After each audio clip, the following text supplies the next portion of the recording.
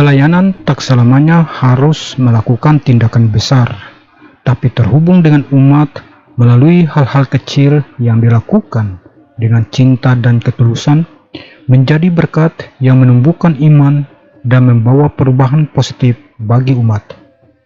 Dari sini kita cerita tentang uskup melawat umatnya.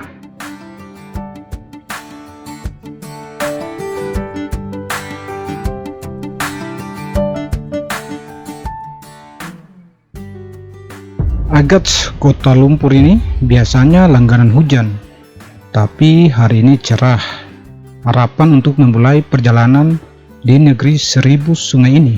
Cemus, anak sulungku, ada kegiatan pramuka, tapi ketika saya minta, dia bersedia menjadi ojek menuju pelabuhan misi. Nah, jalan Seguar ini masih lengang. Oh ya sob, nama jalan Seguar ini diabadikan untuk Pastor Gerardus Seguar MC. Dia adalah pionir misi Katolik di Asmat. 3 hari sebelumnya saya ditelepon Uskup Paloh menawarkan untuk ikut beliau dalam perjalanan ke Pantai Asmat. Wah, kalau ditawari mah siapa tidak mau, apalagi harus selalu siap sedia sebagai nilai kepatuhan kepada uskup kami sebagai pemimpin Gereja Katolik Asmat. Ya, semoga saja saya tidak merepotkan Bapak Uskup. Merencanakan perjalanan di Asmat harus terukur. Makanya kemarin saat Pastor Salmon mengirim pesan via WhatsApp tentang jam berangkat, maka saya harus meluncur pagi ini, tepat di jam 8.30.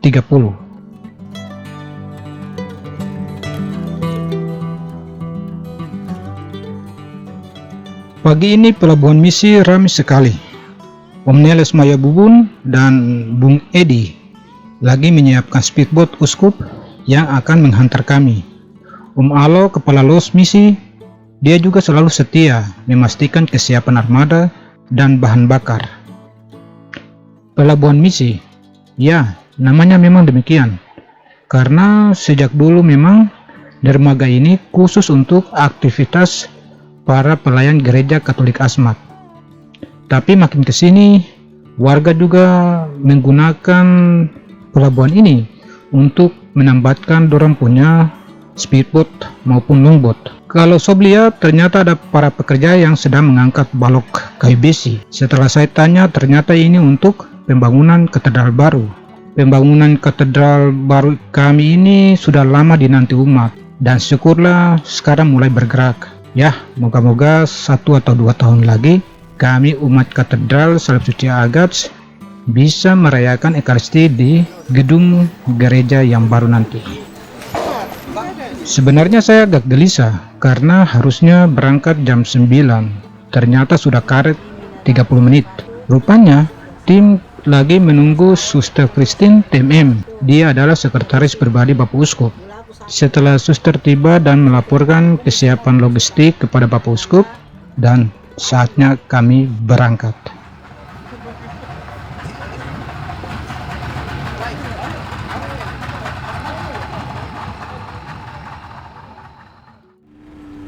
Mesin berkekuatan 170 pk mulai mendorong speedboat kami meninggalkan Agats tepat pukul 9.30 membelah Sungai Aswet yang menjadi gerbang utama Asmat. Baru 3 menit berselang, Om Edi memberi kode kepada Om Neles yang pegang kemudi untuk mematikan mesin karena ada ranting pohon yang melilit baling-baling. Itu sudah sob, selalu ada kemungkinan ada saja halangan di dalam perjalanan. Perhitungan Bapak Uskup memang tepat. Jam segini berangkat ternyata lebih teduh. Biasanya gerakan pasang surut air yang buat laut berombak, juga angin laut lebih kencang. Kalau khawatir sih tidak, karena ini kan bersama Bapak Uskup. 5 menit kemudian kami sudah melewati lampu hijau. Nah, lampu mercusuar ini sangat penting bagi perjalanan masuk dan keluar Agats, karena kita pasti lega. Kalau sudah melewati lampu hijau, sudah pasti Agats sudah di depan mata kita. Om Edi setia duduk di bagian belakang, jaga-jaga kalau ada kendala mesin. Dia pasti tidak bisa mengantuk, karena terpan angin lebih kencang.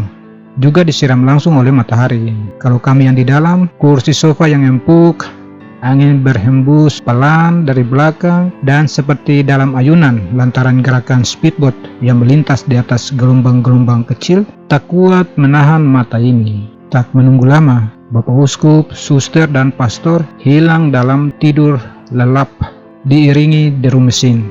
Speedboat ini adalah bantuan umat di Jakarta beberapa tahun lalu untuk Bapak Uskup, suatu solidaritas dan dukungan amat berharga untuk pengembalaan Bapak Uskup dalam pelayanan Gereja Katolik di negeri 1000 sungai ini.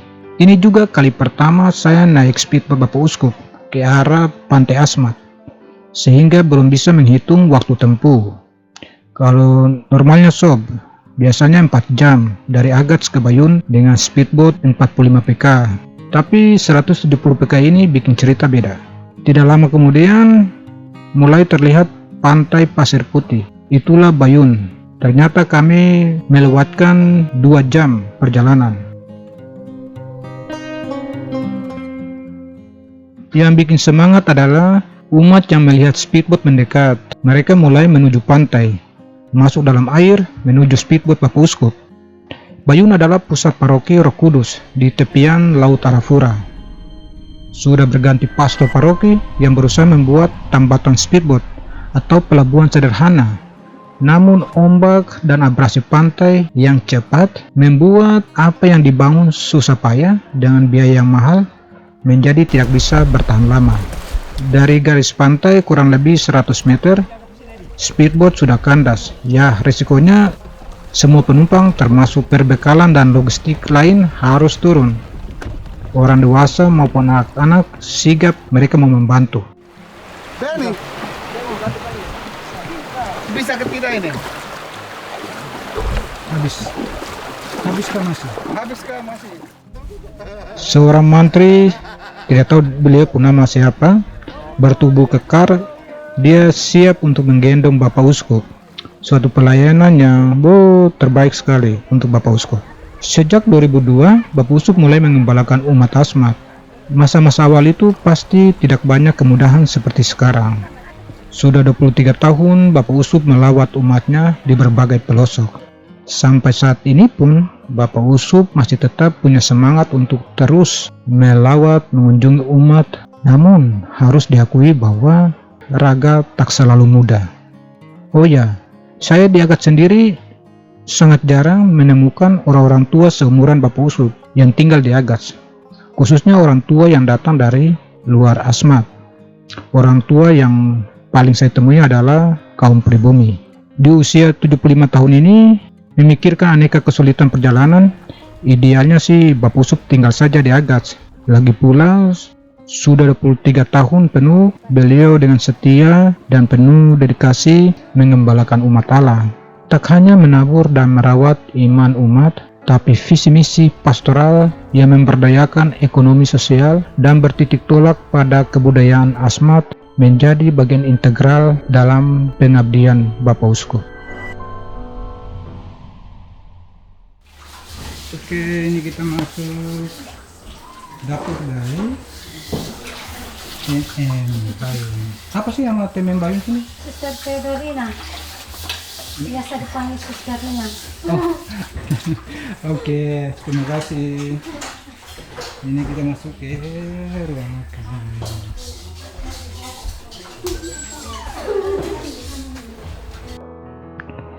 Ya sob, para suster Tarekat Maria Mediatrix menjamu kami siang ini.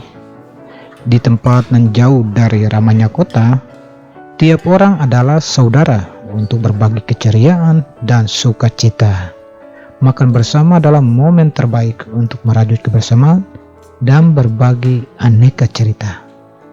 Ada sejumlah tim medis Balai Kesehatan Santa Odelia Bayun yang membantu para suster. Cici namanya bersama dengan teman-temannya adalah beasiswa Keuskupan Agats yang kini berkarya di Balai Kesehatan Santa Odelia Bayun. Nanti di episode berikut baru Katolik Asmat akan menayangkan khusus tentang profil geliat pelayanan Balai Kesehatan Santa Odelia ini. Oh ya, sob pasti bertanya kenapa Bapak Uskup kesini. Jadi ceritanya begini, Bapak Uskup akan mengunjungi orang muda Katolik di wilayah Fayette dalam rangka event Fayette Youth Day 2025. Tapi Bapak Uskup sengaja mengambil waktu sehari sebelumnya langsung ke kampung Bayun ini untuk mengunjungi para suster, tim medis, dan para guru yang berkarya di sini. Beliau mau mendengar cerita tentang dinamika pastoral di pusat paroki tapi juga di stasi-stasi. Ada guru John asal Momere yang kini bekerja untuk Ragaz, sebuah komunitas yang mendorong pengembangan literasi di tingkat sekolah dasar di sejumlah paroki di Keuskupan Agats. Nama saya Ferun Pubate. Saya kelas 6, cita-cita dari guru. Kau tidak mau jadi presiden? Tidak. Kenapa?